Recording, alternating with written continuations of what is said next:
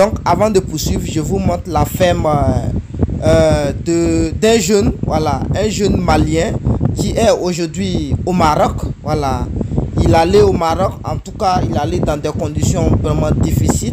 Il a gagné un peu d'argent et comme il veut entrer, mais ça ne suffit pas pour qu'il entre. Donc il a dépensé cet argent, il nous a envoyé pour qu'on puisse investir à sa place. Voilà, c'est pas assez, voilà, c'est pas trop quoi. Donc on a décidé de faire quelque chose petit comme ça, puisque cet argent ne peut pas acheter d'abord des cases pour qu'on travaille dans des cases. Donc on va faire au moins 2 sorties comme ça et puis voilà, on va envisager acheter des cases. Ça, c'est pourquoi on fait ça en plein air. Sinon moi, avec ma propre méthode, l'élevage en plein air c'est banni.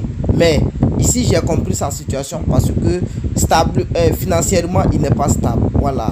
Mais comme il a un peu, s'il dit il va laisser aussi, peut-être il va bouffer ou bien les gens vont voler, il est obligé d'envoyer pour qu'on puisse travailler à sa place. Mais nous aussi on ne peut pas garder pour dire bon on va garder quand tu vas gagner aussi, tu vas augmenter pour qu'on puisse travailler avec.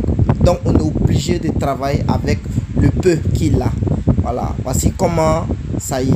Vous voyez, comme ça là, bon c'est pas trop, mais on est obligé de prendre quelqu'un pour travailler dedans. À la fin du mois, il faut payer la personne et puis le bâtiment aussi. Bon, on est obligé de le faire comme ça. Même si on gagne un peu dedans, c'est bon. Voilà, c'est à cause de ça souvent ceux qui viennent, je voudrais que l'investissement soit un peu haut.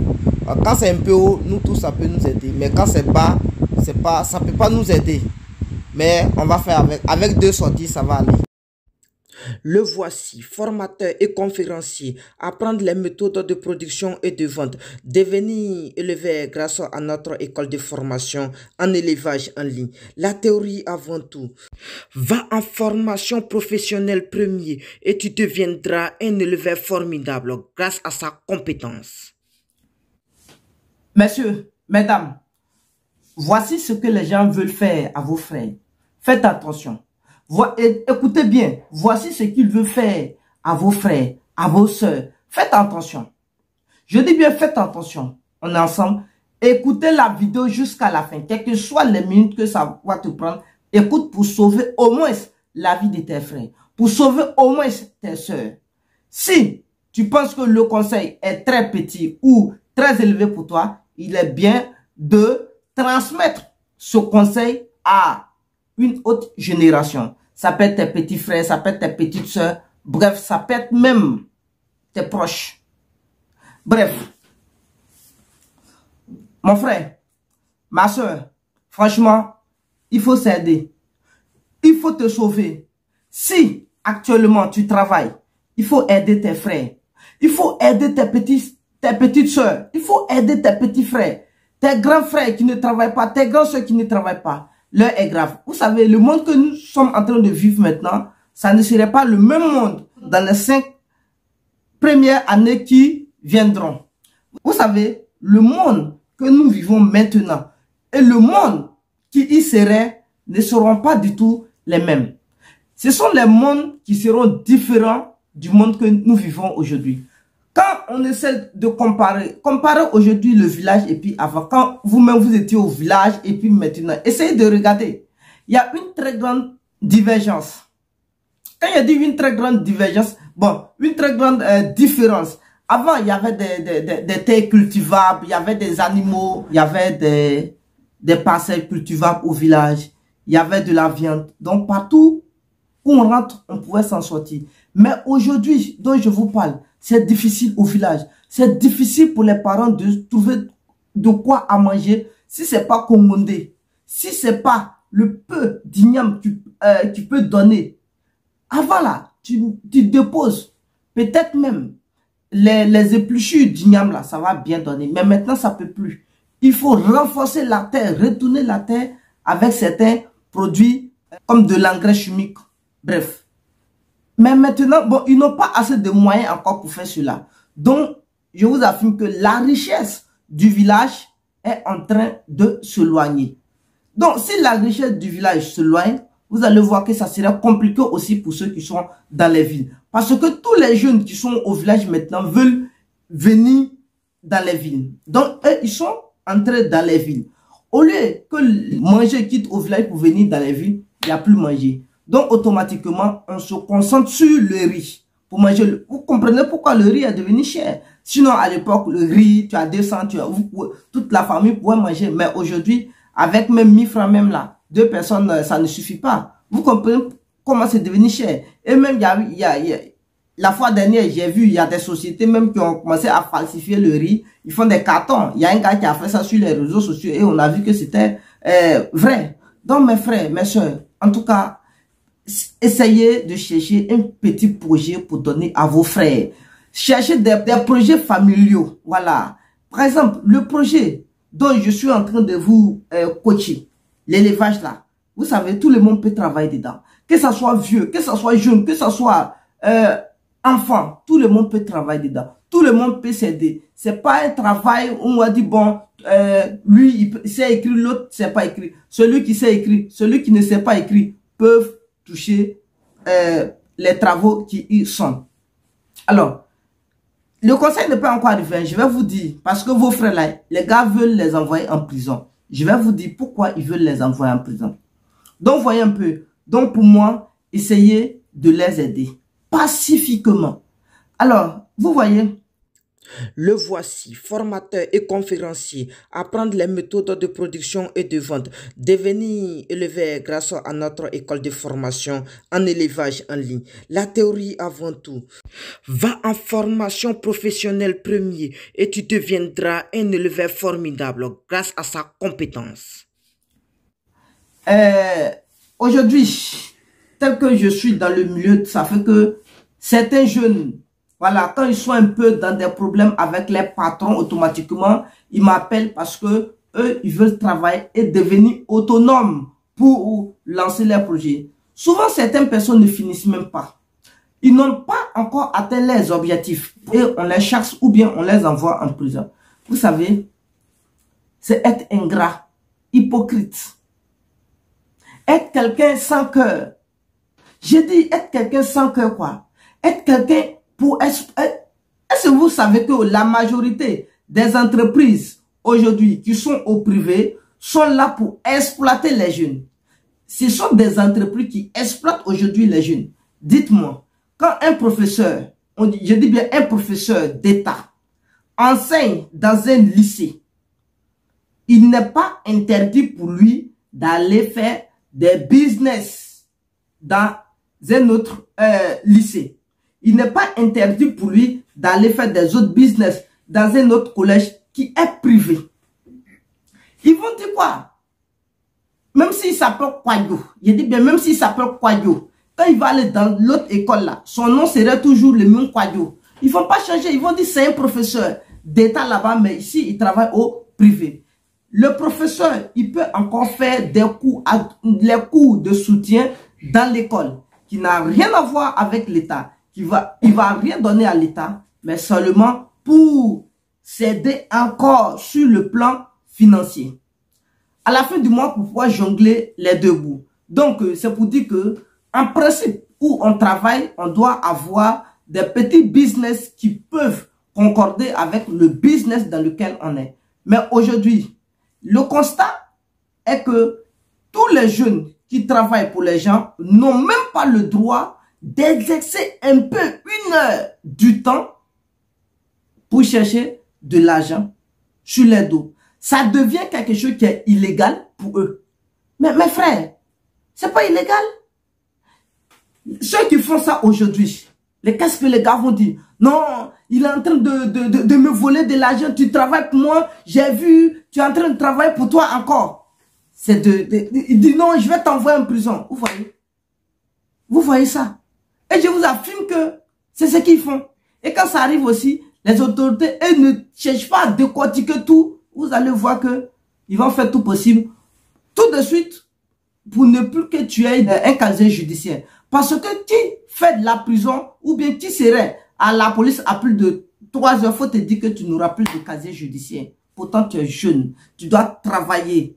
Aujourd'hui, si ça ne marche pas, tu peux travailler dans des autres entreprises.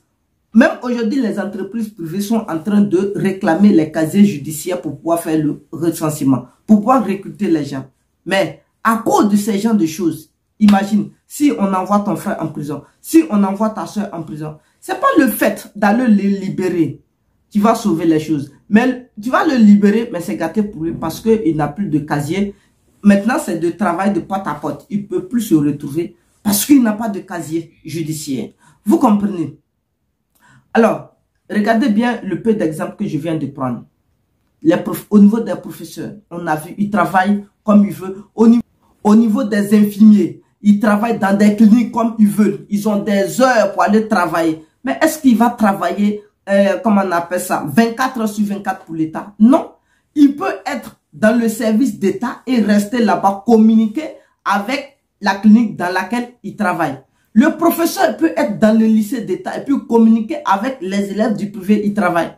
Mais pourquoi vous employez les gens dans vos sociétés et aujourd'hui, quand un jeune, même s'il travaille avec vous, qu'il crée aussi un business qui est en ligne, qui fait en parallèle avec vos business, qui n'a rien à voir avec vos temps, vous constatez qu'il travaille normalement, mais c'est après quelques mésententes, vous avez vu que il avait une telle société. Mais ça veut dire qu'il travaille bien, mais il a créé peut-être pour se revoir un peu sur le plan financier. Parce que ce que tu lui donnais, ça ne lui suffisait pas. Mais comme il est serré pour rester, c'est pourquoi il fait ce genre de choses. Vous pensez que si les gens ont l'argent, ils vont aller travailler encore pourquoi? Vous pensez que si les gens ont l'argent, ils vont aller travailler encore pour les gens pourquoi? Non.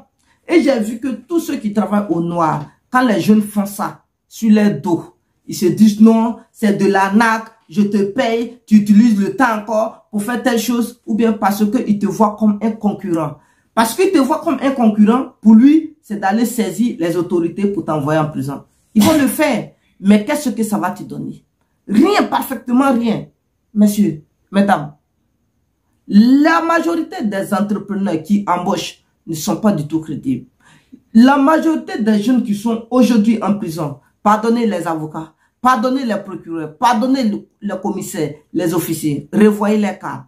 Essayez de décortiquer bien les sujets lorsqu'un entrepreneur se pointe pour porter plainte contre un travailleur.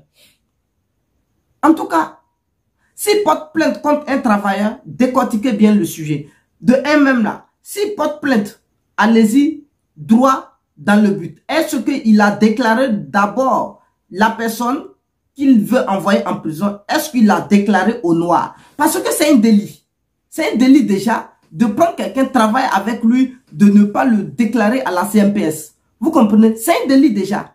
Et vous laissez ça, vous jugez son cas parce qu'il a détenu 10 000, parce qu'il a détenu 3 000, parce qu'il a détenu 400 000. Ils vont l'envoyer en prison. Sans oublier d'abord pour lui. Vous comprenez un peu? Donc, de un, lui, il a fait un délit.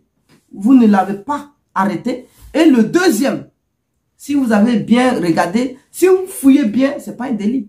Est-ce qu'il allait casser sa porte pour voler? Non. Seulement qu'il a embauché, je travaille avec toi et je fais encore mes autres business qui n'ont rien à voir avec ton travail. Pour ça, vous dites que c'est un délit.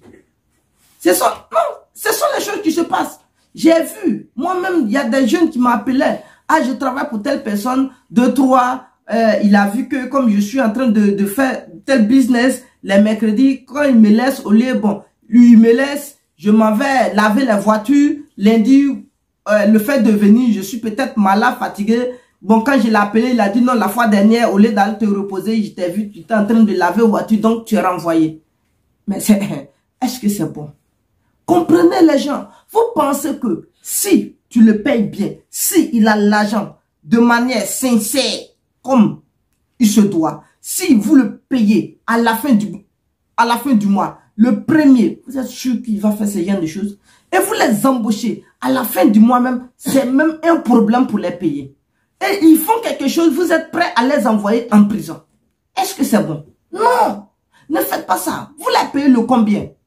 Quel est l'entrepreneur qui va me dire ici non que lui il embauche les jeunes qui les payent le premier? C'est faux, ce sont les menteurs. Il va t'embaucher le premier, c'est le 20, il va te payer. Le 15, il va te payer. Et quand ça va arriver même là, c'est n'importe quoi. Souvent, il te donne la moitié et puis, comment on appelle ça, ils ne font pas les autres. Je comprends pourquoi aujourd'hui, plusieurs des jeunes veulent entrer dans la fonction publique. Parce que là-bas, une fois que tu es dans la fonction publique, tu es sécurisé. Voilà, au niveau de tout ça là, ton salaire, c'est ton salaire. Il n'y a pas trop de mélangement. Bon, ils peuvent avoir les mélangements, mais c'est au bout de 2%. 98%, ça va normalement. Mais tous ceux qui travaillent au noir, qui travaillent pour les gens, du jour au lendemain, tu peux être renvoyé parce que peut-être tes collègues t'ont vu en train de faire quelque chose qui les rend jaloux. Pour ça, ils vont venir te dénoncer et automatiquement, si le patron, lui, il a des liens avec celui qui est venu te dénoncer, allez, c'est fini.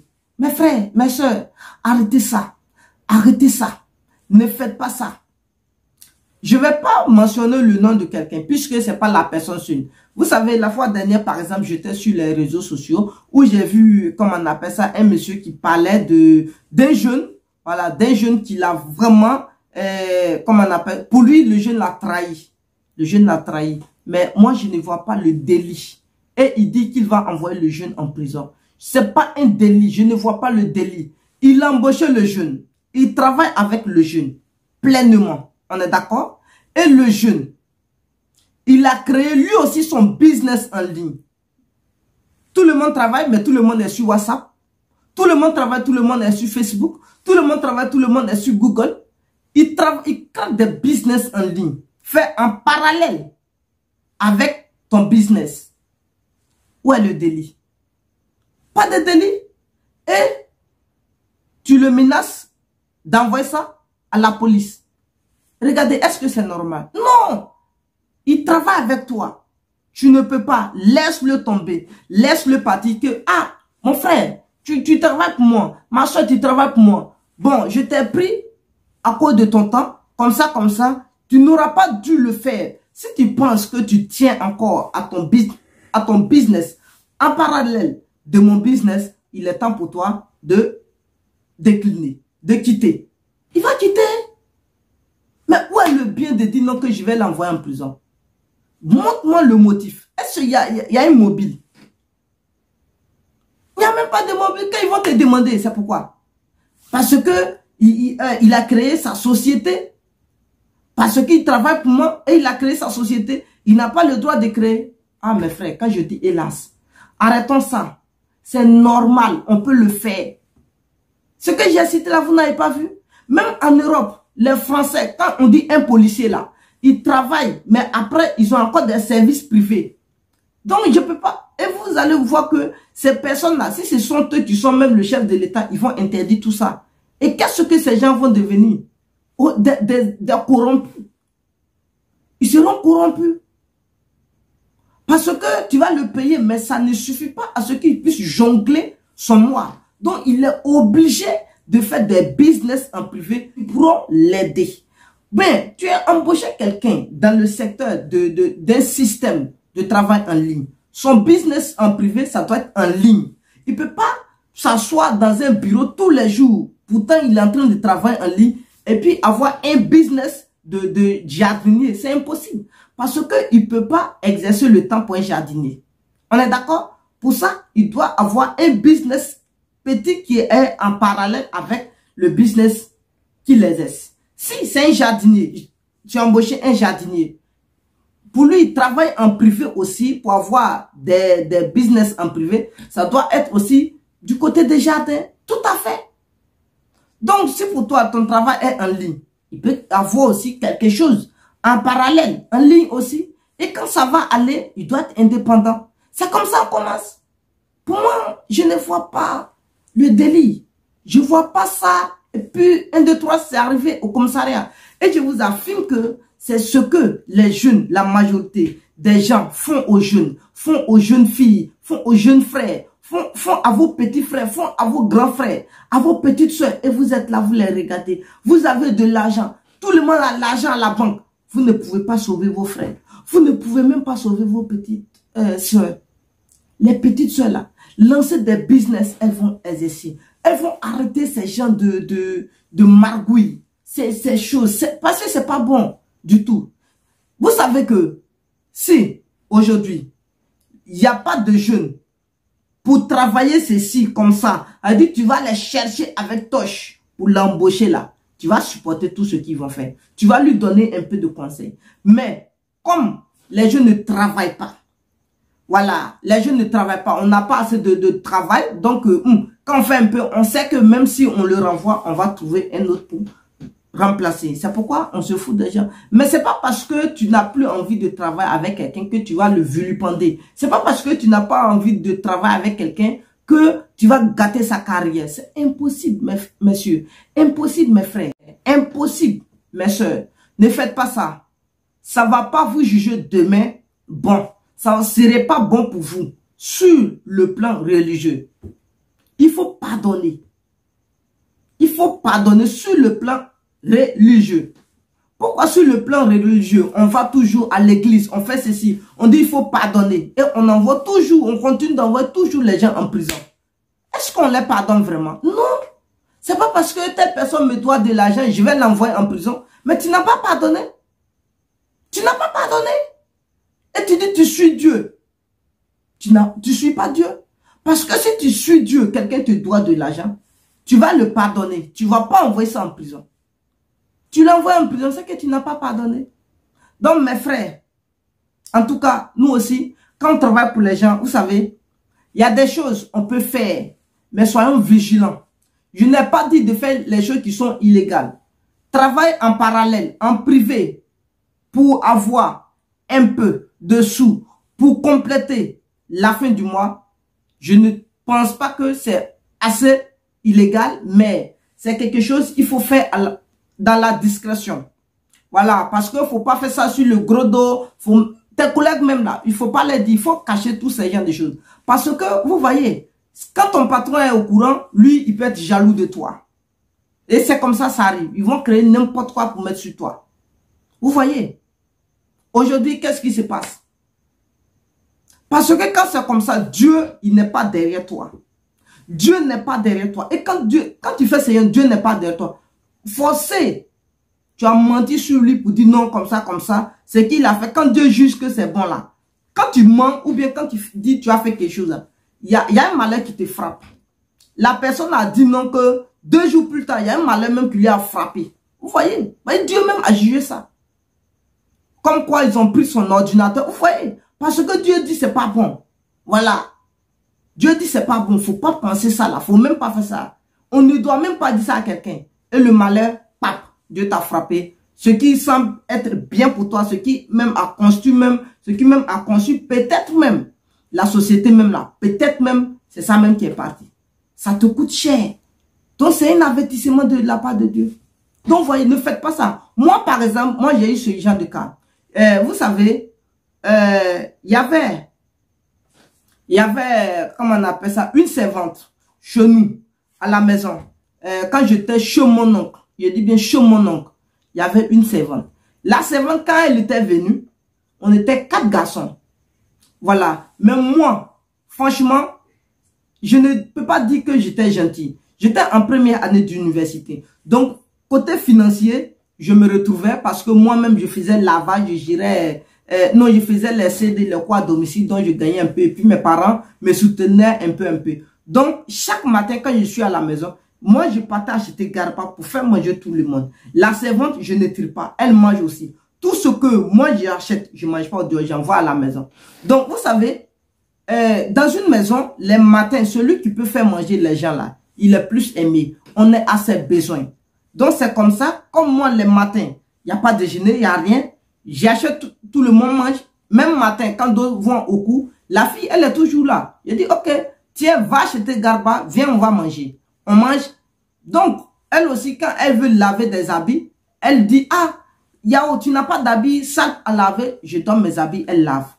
Vous comprenez? Et comme elle lave mes habits parce que je suis gentil, qu'elle ne lave pas pour les autres garçons, les autres garçons, tout le monde s'est mis à dire non, que c'est que lui, il entretient des relations peut-être amoureuses avec elle. C'est pourquoi elle lave ses habits, pourquoi elle ne lave pas pour nous. Vous voyez? Donc, tel que mon oncle et sa femme voudraient que moi-même je quittais, donc ils ont appuyé quand l'autre a fait le rapport pour dire non, c'est vrai. Ils ont dit, il n'a pas cherché à savoir, ils ont inventé n'importe quelle histoire dans le monde pour dire non, que peut-être je sortais avec elle, c'est comme si, c'est comme ça.